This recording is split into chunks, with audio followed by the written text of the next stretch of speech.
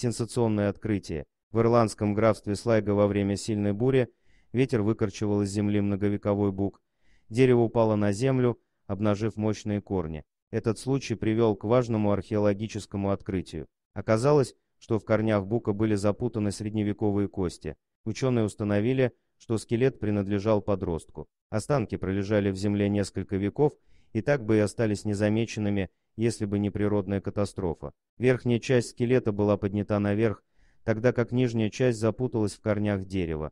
Когда дерево разрушилось под действием ветра, то скелет буквально разломился напополам, рассказывает ведущий автор исследования Мариан Доут из археологической службы Слайго. Анализ костей и радиоуглеродное датирование показали, что останки принадлежали человеку, который умер в возрасте 17-20 лет и жил в период раннего Средневековья между 1030 и 1200 годами нашей эры. Его рост составлял около 1,5 метров. Вероятно, он принадлежал к одной из гельских семей и занимался тяжелым физическим трудом с самых ранних лет. К такому выводу ученые пришли после того, как обнаружили травмы спины у скелета. Согласно углубленному анализу археологов, молодой человек умер насильственной смертью. На ребрах и левой руке были обнаружены явные следы ранений от холодного оружия, возможно, нанесенные ножом. Умер ли он в битве или вследствие бытового конфликта, боюсь, мы не узнаем никогда, говорит Дауд. Молодого человека